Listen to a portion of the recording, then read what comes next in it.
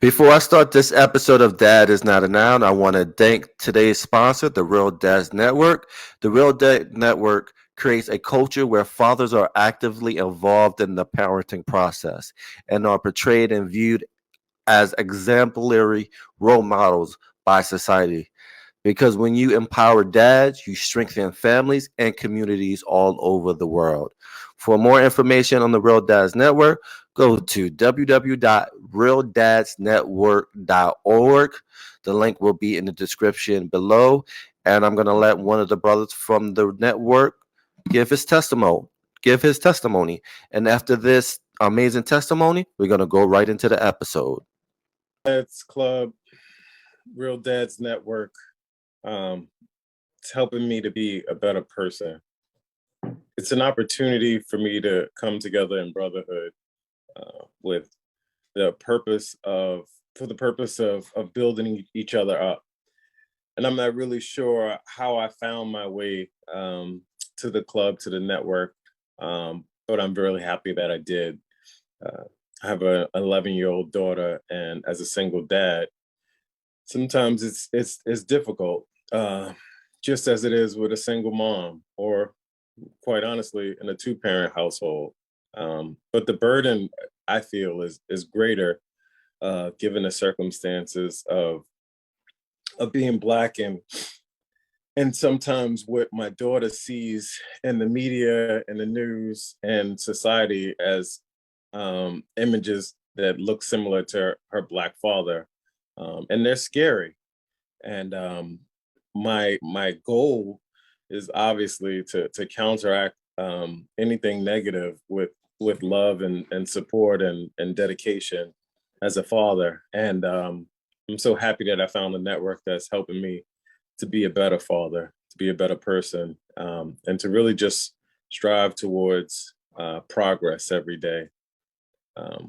Vulnerability is something that is actually a strength, and I'm becoming more vulnerable through the network. So check us out, come and join us, bring your whole self. Better fit for them, along with my crown. And since the baton was passed, I've been down. Cause failing's not an option, and dad is not a noun, not at all. Welcome to another episode of Dad is Not a Noun. My name is Ishmael, changing the narrative for men of color and fatherhood, as well as changing the narrative on the things I care about. And today I have a special guest. I wouldn't say he's a guest. He's more like family. We have history together. He is an amazing father, husband, as well as the author of Chronicles of a Hip Hop Legend literary series. It's the first, I'm going to say it, the first ever hip hop fantasy fiction story. And I'm going to stick to that truth because it's facts. Because this brother been doing this since even way before the terminology blurred is in the ecosystem today. He was doing this before that became a terminology. And he's here with me today. My good brother, D.D. Turner. What's going on, brother? Peace, Ish. I appreciate you, man. Thank you so much for that warm intro, man. I'm gonna have to record that and start playing that. Oh no, I'm gonna send you that to you, and you can just do that. You want to put an added beat to it or whatever you want to do. It's all you, brother. And I appreciate you for coming on. But my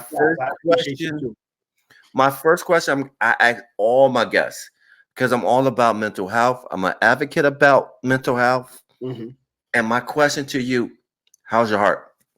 Oh, it's good. It's good. Listen, I appreciate you leading with that question because, listen, anything that we do or anything that we want to do can't be done without having good health. That's the foundation, right?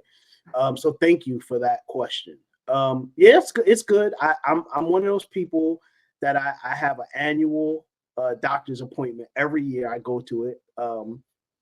I'd like to say I would go even if my wife didn't make me go, but I go every year. I'm actually coming up for my annual in November, at the end of November. But last year, everything was really good. I went to the doctor a couple of months ago, just because I started exercising, and I was having some issues with my knees. So they just sort of do the basic check on everything, and everything is good, man. So thank you, brother. I appreciate it. No problem. And the reason why I asked that, because you got so many things you're doing. You're a father of amazing boys that's young men now. Yeah. I remember when they were little boys. Yeah. A husband. You got your 9 to 5, Mhm. and you're going back to the literary series. So how do you overall just keep yourself mentally healthy together? Yeah. Because that's the one thing that's a taboo in our community as Black men, is that we try to hide the fact that, what I'm saying, at the end of the day, we're not doing well. Yeah. No, that's a great question. And listen, I'm going to be honest with you. I'm going to tell you that overall my mental health is good. It's stable.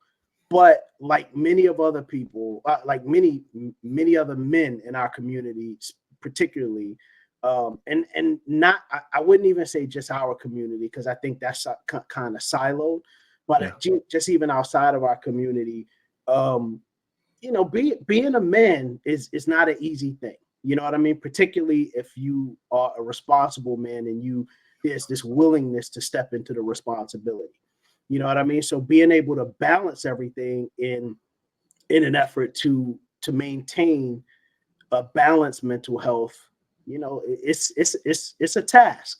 But what I try to do is I recognize what my priorities are. I balance them, but then even in the context of that, I recognize that I have a responsibility to myself, and I need to do what makes me happy, which is the reason why I'm adamant about working out. And I'm also adamant about just pursuing the things that I'm passionate about, which is the Chronicles of a Hip Hop Legend. So I spend time doing that, not just because I have to do it, but because I want to do it. There's a sense of peace for me whenever I work on it. And I think that's important too, because you're born and raised in the NYC, you know what I'm saying? Yeah. And growing up, you've seen a lot of trauma growing up, you know what I'm saying? Yeah. At the end of the day, you had a stable family growing up. Yeah. But when you hit the street, you saw a lot. And you know what I'm saying, growing up, as an amazing storyteller you are when it comes to Chronicles, you know what I'm saying? Yeah. And if you go into like how artists use literature or spoken words or rap as a way to escape their realities, like talk about that, your early journey to get to being this amazing storyteller. Yeah, thanks for that question. I don't know if anybody's ever asked me that before, but I can tell you I've always been a loner, so to speak. I've had a lot of friends growing up, and some of them are still I'm really close with, that I maintain a tight brotherhood with. But growing up with them was a privilege for me because they respected me enough to know when I needed my space, right? So I was one of those guys that I would hang out with my friends regularly. I enjoyed being around them like any other kid growing up, whether it's in the inner city or the suburbs or in a rural area. But there would be times that I just needed to step away because I just needed time alone, and they respected that. So for me, that time, whenever I stepped away and I needed that time alone, I would be in my bedroom, building model cars, right? I was that guy, right? Building model cars. I was reading comic books. I was collecting, Marvel cards that they used to distribute. I think it was Marvel that they distributed back in the 80s. And then I would just, sort of visualize just these sort of various stories, just through the lens of my own perspective. You know what I mean? Because I enjoy comic books, but I often, one of the things I was very conscious about is the narratives that came through that, although they were fictional, they just weren't fictional even in a way that I could relate to. You know what I mean? So, I always sort of had this idea of, creating a story, but a story that was, a work of fiction, but it also sort of unfolded in the neighborhood and in the areas where I grew up at. Right, and then draw that connection to your love of hip hop and storytelling Yeah, into that sci-fi world, and that yeah, not sci-fi, but I'm gonna call it hip hop fantasy fiction yeah. because That's a to good. give it its due service. Yeah, yeah.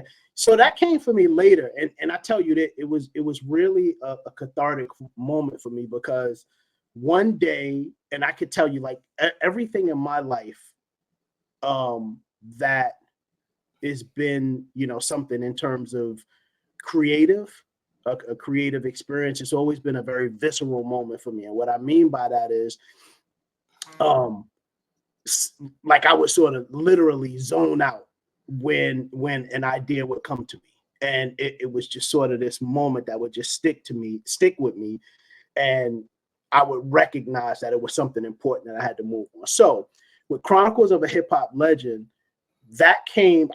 I was sitting, I was literally sitting in the Wall Street area in a car that I had, an old Buick Regal that I inherited from my grandfather, right? Sitting in the Wall Street area, and I was waiting for my wife, then my girlfriend, to come downstairs from work. And I was listening to LL Cool J's Mr. Smith album, right? So everybody that remembers, I think the album came out in 1996, right? That's a very important album for me, not just because it's great and LL is in my top 10, but it just changed my life, right? So I'm listening to the Mr. Smith album, and there's this song on there that is called Hip Hop, Yeah. right? Don't know what the track number is, but I encourage everybody to listen to it.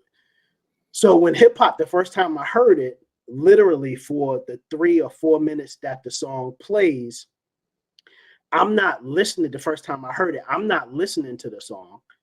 I'm sort of somewhere else in my car. I can't even tell you where I went to at that point, where I was just elsewhere. And the whole Chronicles of a Hip Hop Legend story just fell into line. And then when the song ended, I just had one of those, sort of comeback moments. And I'm like, holy shit. And as soon as my wife or girlfriend came down, I was like, I gotta get home. I gotta write. Like, I have to get home now. And we might have been going somewhere else or something, but I was like, I can't. Like, I gotta get home. I gotta write. So that was the first moment. The second moment, and then I would fortunately move forward with Chronicles of a Hip Hop Legend. I would be able to develop it, with some friends. And then and then a couple of years would go by, and I would have another one of these sort of very visceral moments. And it's when I was listening to the Roots album, Things Fall Apart. And on there, the Roots has a song with Common, or Black Thought has a song with Common called Hip Hop. Yeah. And I had the same situation again. And that song actually moved me to tears. Wow. Right. So I was like, holy shit, like, what's going on? So you talking about, people have these Holy Ghost moments. I never had one in church, but I can say there was a divine power moving through me. You know what I mean? And at that point, I knew that this story was mine, and I could never let it go. So that's why 25 years later, we're still here with it, And it's dope that you link your love for storytelling and fantasy and hip hop, because they go hand in hand. You know what I'm saying? Mm-hmm. And what I appreciate what you were doing, you were ahead of your time, as you were like kind of the first person to doing something like that. The only person I could think at that time that was doing that was, I would say, Afro Man. Yeah. The Afro Man comics, I would say, was like what kind of infusion. Yeah. And if you want to think about like cartoons, I would go back to like, remember when Ken and Play had a cartoon series? Yes, I do. Remember. You know what I'm saying? I But remember. I'm talking about like that fantasy, like when you're thinking about like Lord of the Rings, like Chronicles of a Hip Hop kind of gave me that Lord of the Ring vibe to it. Right. But something that I could head nod to, Yeah. because you put a lot of hip hop reference to it. Yeah, I mean One of the, go ahead, bro. I'm sorry. That's very important, right? Because you want to be able to create a story. I think particularly for our community. Listen, we are marginalized and disenfranchised in so many ways, right? So when you recognize that one of our issues is literacy, you sort of harken back to your days in elementary school. I was just having this conversation with my son earlier, actually, my wife and I, with our second oldest, who's 17 years old, right? There's a book that he has to read for school. He's a senior in high school. And the book, I know the title, but I'm not going to put it out there. He has to read the book. And he said to us today, he was like, yo, the book is boring. I mean, he didn't say that, but I'm able to tell what he means, right? So he said the book is boring. And I know exactly what he's talking about, right? Because I recall having to read books in high school, in elementary school, even in college that I just didn't want to read, and I'm having to read the same paragraph 4 and 5 times because it's just not sticky. You know what I mean? So it was important that when Chronicles of a Hip Hop Legend got to actually be a literary series, it pulled in sort of these tangible concepts and relevant concepts and just ideas that were familiar to the reader. You know what I mean? And not just people in our community, but just people, period. Right. So fundamentally, it's a story about good and evil. But I mean, there's a lot of nuances in there as well that people can pick up, and sort of apply it or just, recognize, some connection to their own lives, so. No, definitely. And what I love about the story is that it's so simple, simplicity in the story. Again, like you alluded to before, like you got good versus evil, but it's a coming of age about the main character, Chris. If you want to talk about Chris a little bit more and the protagonist feedback, if you want to, for a lot of people that know that doesn't know the story, if you want to just give them a sample size. So one of the things, I'm going to answer your question, but I'm going to preface it by saying this. I encourage everybody to go to YouTube, The Chronicles of a Hip Hop Legend, and just subscribe, share, follow. A new chapter drops every 2 weeks, right? And it's there for free. You don't got to pay for it. All you got to do is just listen, right? Like Music Soul Child said, just listen, right? For me, when I came up with the story, and it was at a time when I had just got married, right? This was back in 2000. And it was important that I incorporate my wife and our children into it. So Chris is actually my oldest son's middle name. And then, Chris is my oldest son's middle name. And then I think in earlier versions of the story, I think we even use his middle name and we call him Alexander, which Alexander is my second oldest son's middle name. So, I wanted to have some connection with them, but in a lot of ways, Chris is my oldest son. You know what I mean? It's nice to be able to have the character and nurture him and, sort of define this path, if you will, towards maturity. The story hasn't gotten to that point yet, but I can see it going there in the future. And as I'm sort of plotting out what the future of the story is going to look like, as I'm reintroducing it, there might be an opportunity to sort of fast track Chris, after book 2 into adulthood. You know what I mean? So, and I'm excited about that opportunity. And I'm excited too. But yeah, just talk about feedback. And I'm intrigued by the character of Roger Feedback Humwell because he's the corruption. Like he's the embodiment of the corruption in hip hop. Like when Yeah, hip hop started, hip hop was just at its purest form, yeah, and then all of a sudden you have this thing yeah, yeah, because they yeah. saw that they could make a lot of money of it. Talk about it. Yeah, so feedback. I mean, listen, every story has to have a joker, right? Like, I Yeah. mean, you just have to. You gotta have a joker. You gotta have any of the other evil adversaries that we've come across, right?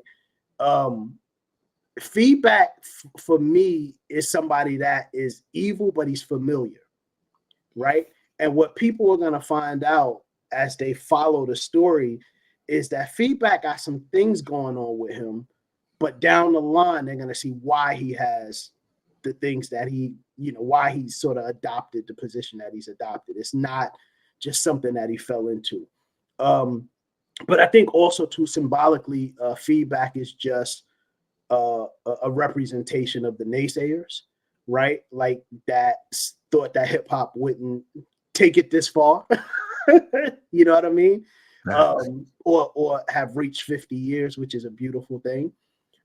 So feedback is sort of all of the obstacles, if you will, that hip hop has had to encounter in its 50 years. You know what I mean? So he's just a person, but in the story, but we need somebody that's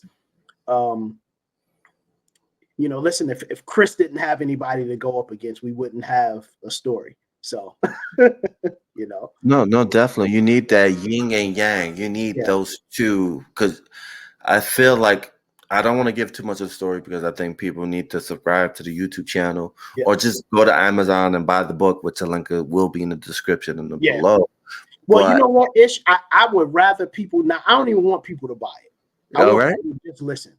I'm Okay. giving it away free. So, Okay. 36 chapters of book 1. 36 chapters, and 36 chapters is intentional because I am a Wu-Tang officially. I am unofficially a Wu-Tang affiliate. So this is my return of 36 chambers. So intentionally, book 1 has 36 chapters in it. And as long as you subscribe, you hit the notification bell, you will receive updates when we drop a new episode every 2 weeks. In fact, next week, Thursday, I can't see the date right now, but whatever next week, Thursday is, chapter 4 will be out. Just finished up the editing on it, and the story is moving along nicely. All right, you heard that. So he's just giving it away, man. He's like Oprah. You get like look underneath your chair. You get it. You get 36. You get 36 chapters. You get 36 chapters. That's right. That's right. Yep. And that's awesome that you're doing this because I feel like not feel, but I know the type of person you are. Yeah. Is that you being a person who was born around the early days of hip hop infancy, and feeling that you need to give back, and the way you can give back, especially being, we're celebrating 50 years of hip hop. Yeah, it's just immerse in it, just give people that feeling of going back to a good time, the good era of hip hop. Yeah, absolutely. What I get from the YouTube channel, because I've watched a couple of the videos, is that it kind of gives me that nostalgia of the days of listening to the radio. You know what I'm saying? Like, yeah. And when the family get together back in the days, this is before TV, and I wasn't born that time when there wasn't no TV. That's right. When they had radio, Right. and they would turn on the radio, and the family would just sit together in the living room and listen, and that kind of gives me that vibe. That's right. And you know what? That's a great point, Ish. I'm happy you brought that up.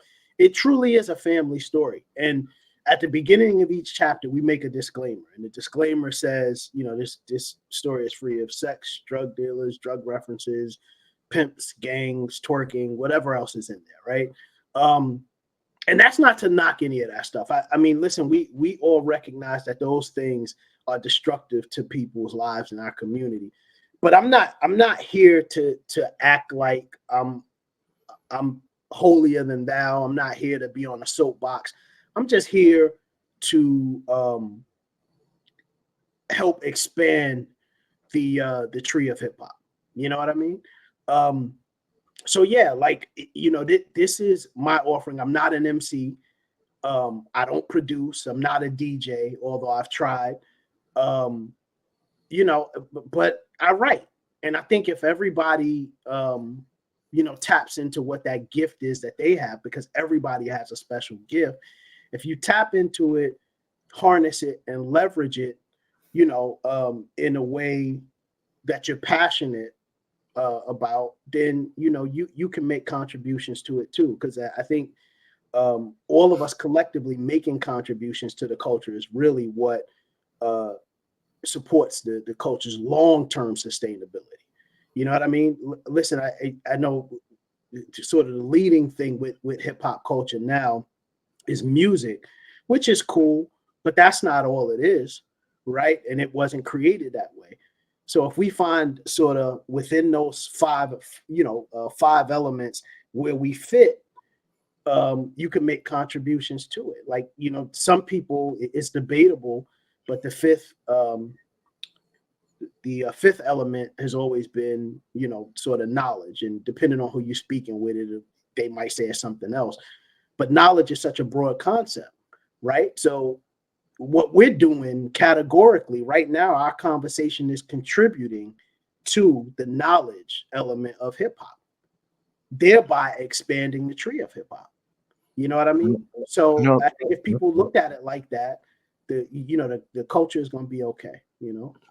I agree, and I think that has to harvest into the education system. Mhm. And I know that's one of the things you try to do in the early days is try to get the book into schools because Yeah, again, you want something that kids can relate to yeah, get them into that enjoying of reading. yeah. Because reading, what does it does? It builds up vocabulary skills That's right. as well as it builds up writing skills. Yeah, it absolutely does, and I'm a testament to it because you know, as a kid, I had my uncle had tons of books, right? That he left at my grandparents' house when he moved out, but he had tons of books, and I remember, you know, being a kid and being forced to go over my grandparents' house. Not that I didn't want to go, but my mother would go over, and naturally I had to go.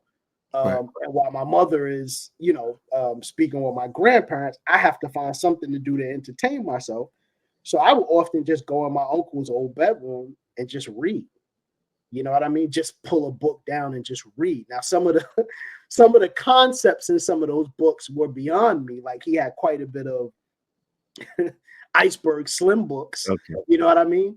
But what it allowed me to do is recognize that there was a world bigger than East New York, where I grew up in Brooklyn, right? And that just by imagination and creativity, I can go to those places and, you know, or create those places and venture off to them. So, you know, Definitely. And then also that imagination and creativity, how does that apply to you as a dad? yeah, you know, one of the things that my wife and I established early on when we first started creating our family was that we would just maintain an open line of communication with our boys. We have four sons. My oldest, or our oldest, is 20. Second is 17. The one below that is 15, and the one below that actually turns 13 tomorrow. Right. So we've always said to them, there's nothing off the table, you know, about topics or discussions. And as a man, you know, a man, as a man and a father, two sons, it's important that I keep the dialogue open with them and let them know that I'm always here to talk about anything they want to talk about. Nothing is off the table. And that's been great because while they don't come often, whenever they feel a need to, they will. And they'll speak with my wife and I most of the time and say, oh, I want to talk about this, right? And we'll have a conversation. Or they'll say, Dad, they'll tap me and say, hey, Dad, I got a question for you. I'm like, come on, let's do it. You know what I mean? So I think my creativity recognizes that, or being a creative person, I recognize that the power of open communication, right, and dialogue, particularly in the context of parenthood. So I have to allow my kids to be creative and be free to talk about whatever it is they want to talk about or express themselves however they want to express themselves, while my wife and I provide an environment that's comfortable for them to do so, you know? Right. And one of the greatest things someone ever told me, I brought it up in a previous interview that I did, Mhm. is that you have your kids for 18 summers. Yeah. So what advice do you have out there for parents to prepare their kids for the world? Yeah, I would say don't think that you're gonna have the answers all the time, because you're not. I've been married this year going on 23 years. Our oldest child is 20, right? And there's times even now that I still don't have the answers. You know what I mean? And that's okay, right? Um, Parenthood doesn't come with a badge of perfection. You know what I mean? What it does allow for, though, and what it does honor, is parents that are committed to guiding their children the best way they can, instilling morals in their children, and just teaching their children overall to be good people that that work to better humanity. You know what I mean? So I think as long as people stick to those principles, and understand that some days you're just not going to be perfect, and within that imperfection, there might be days where you lose your patience or you go off on your kids. You know what I'm saying? Just long as you follow up and you're like, well, listen, I'm sorry if I hurt your feelings. I'm sorry, and you talk through it. You know what I mean? So yeah, I think if people recognize that, they'll be okay. Yeah, man, that's some wise words, man. I appreciate that. Um, for people that haven't picked up the book, why should they subscribe to the YouTube channel and take a chance on Chronicles of a Hip Hop Legend? I know why, but explain why people need to check it out. Yeah, I would tell people it's a unique story. I think, and it's an easy listen. I've been told that it's an easy listen. And I really think that it's exploring the culture of hip hop in a way that it hasn't been explored before. Like, excuse me, not that I'm familiar with. I've never heard of any story sort of exploring hip hop in antiquity. So what I mean by that is, imagine if hip hop, we know that August 11th, 1973 is hip hop's official birthday, right? But listen, you could see evidence of hip hop being around well before that. You know what I mean? So what if that was documented?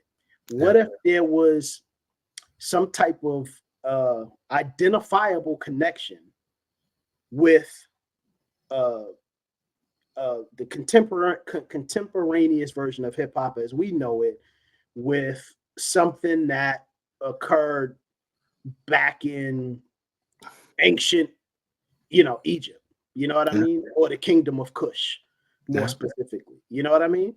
I think and then you just sort of think about that in the context of a timeline, and just all of the various aspects of a great story that can just fit in between those sort of two endpoints.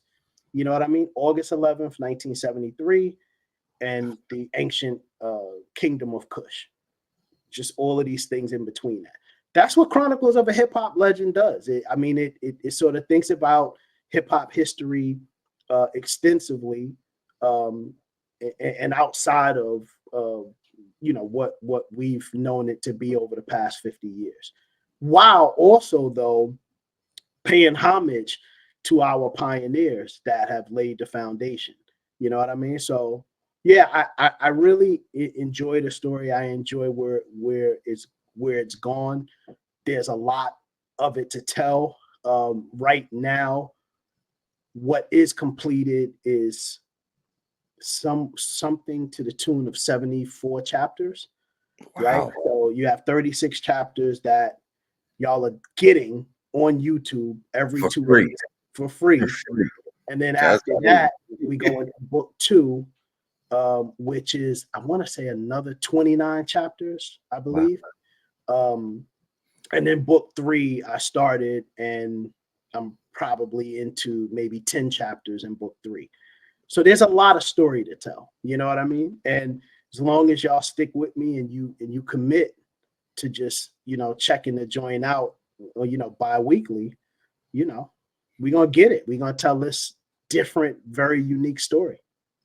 And it is, and I love what you're doing is that you're connecting the dots to theory storytelling of the history of hip hop, which, if you think about it, it's never been done before. The reality, you have documentaries here and there, but rarely you hear like that story of hip hop and Africa. And I've seen videos of Africans in the 50s breakdancing, a form of breakdancing.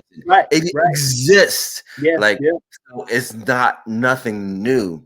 So that's why I appreciate what you're doing. Because it's important, because again, I'm gonna repeat myself again, is that through story, this has never been told like this before.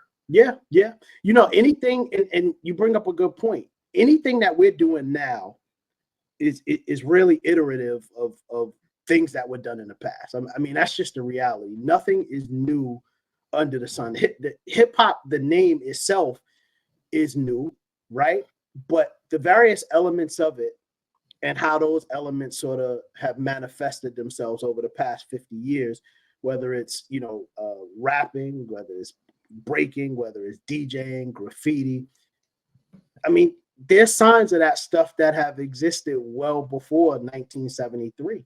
You know what I mean? And all in connection with this sort of subculture, that was sort of, that's tethered to this, to music. So, and more specifically coming out of our communities, so it's been around. Various versions of it have been around well before 1973.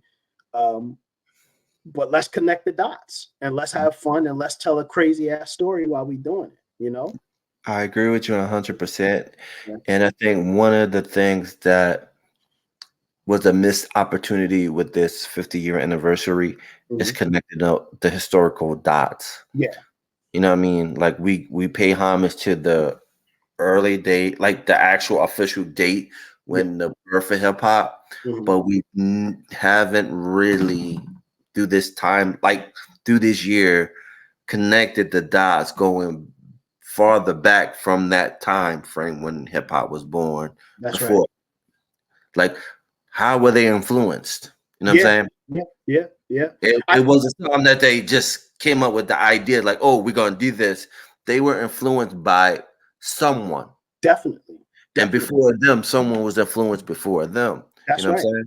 That's right. And I think, interestingly, as people will come to realize later on in the story, Chris's chain, while it is a magical thing that serves his escapades and his journey, the chain also represents lineage and legacy. You know what I mean? And that's a really loaded concept that I can't get into now. But if you stick with the story, you'll see it. You know what I mean? And it's something that starts to get explored in book 2. So and then even when I'm talking about the chain, why is it necessary to have a chain? Because we wear chains in hip hop. You know what I'm saying? We wear jewelry.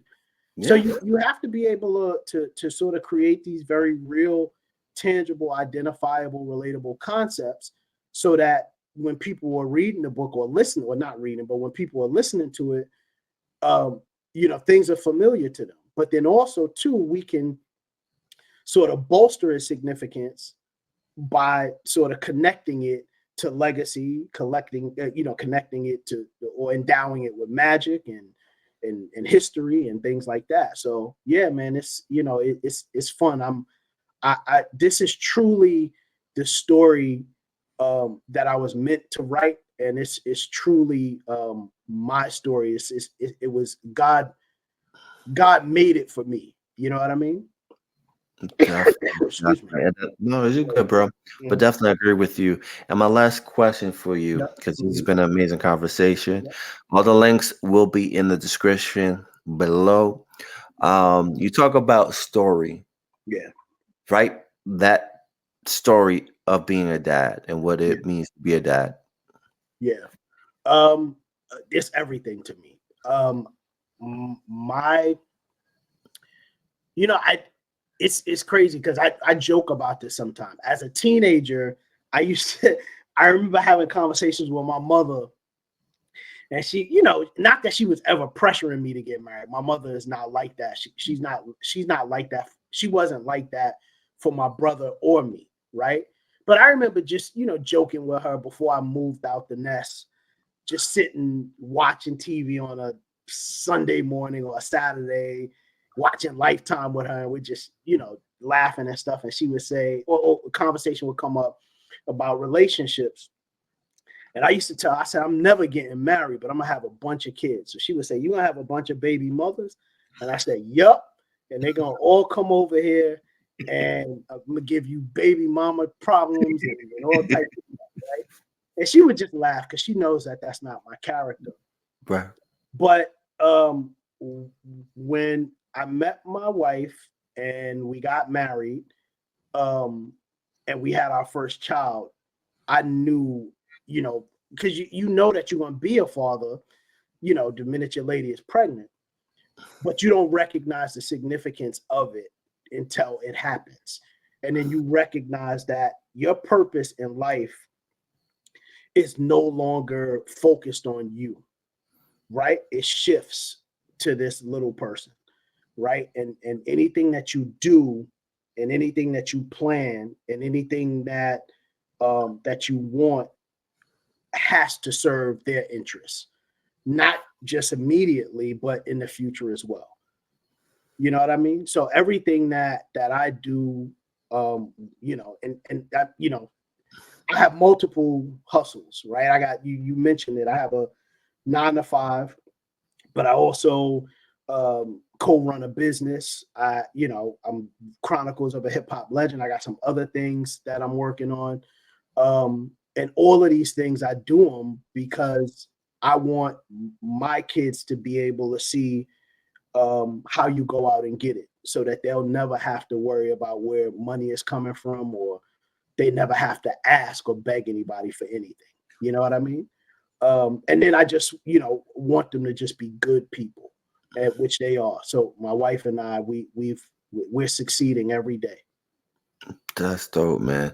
So support this amazing dad, amazing husband. This brother has original IP.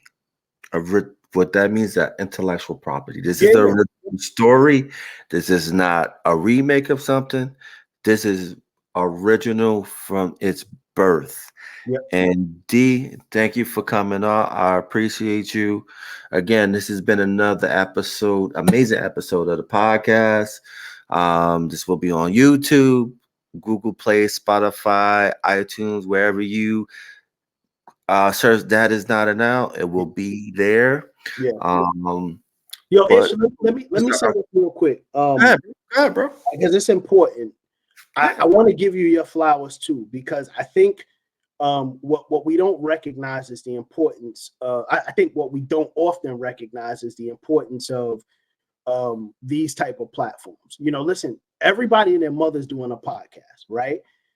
And that's cool, right? Because everybody has a perspective, and as long as you have a perspective, you should be able to share it, right? But what I particularly like about what you're doing here is it's not just a podcast. It's a podcast that is celebrating just fatherhood and being a good man, right? And in our community, we're often demonized, right? and some of that is a result of our shortcomings, right? Because we have to be truthful and mention that. But then there's also a lot of us that we're stand-up guys and we're stand-up men, and we love our wives, we're committed to our wives, and we're committed to our children, and we're committed to our families. So being able to have a platform like this and be able to have discussion that's sort of centered around that is very important, because it impresses upon others, particularly young men that are coming up, that they don't have positive role models in their lives, that there are men out there like that. You know what I mean? And it's okay to aspire to being a responsible, loving, caring, thoughtful man that is completely committed to his wife and his children, and he go to the depths of the deepest sea to make sure that they're taken care of. So thank you, brother. I appreciate you. No, I appreciate you for that, man. That definitely means a lot. I'm the type of person, I'd rather be behind the scenes, just, inspiring people. Yeah, And so, having our history together and being behind of the radio show, yeah, I'm yeah, gonna be honest with you, is one of many other inspirations that kind of got me in the position of creating this platform. Because yeah, again, I know a lot of people don't know. Let me just surprise a lot of people. I am yeah. not a dad. I'm not a father. But I created it to be a fan of great fathers like yourself and I creating this appreciate that. platform for a lot of dads. Yeah, So yeah. that's my truth, and I'm sticking to it. And again, this has been an amazing episode of the podcast. How can people find you? So I would say, the first way people can find me is on IG.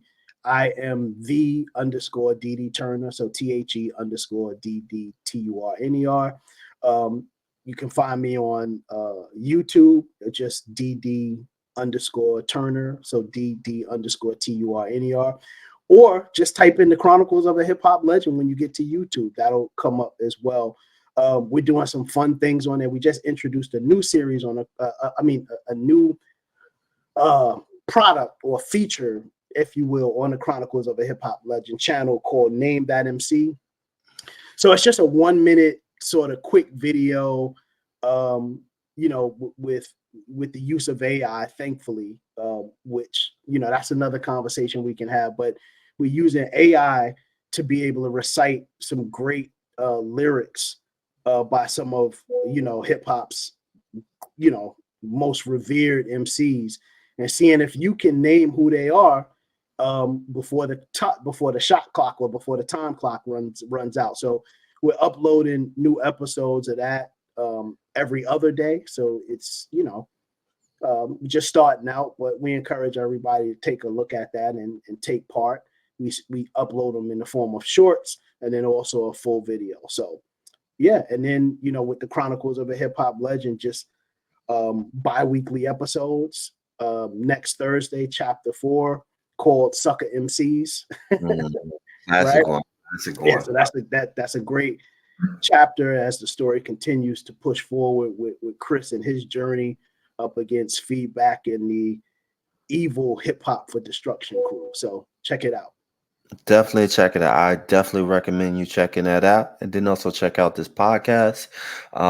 Again, D, thank you for coming on. Thank you for spending time on this podcast. And we're out. I Peace. appreciate you, good brother. Peace.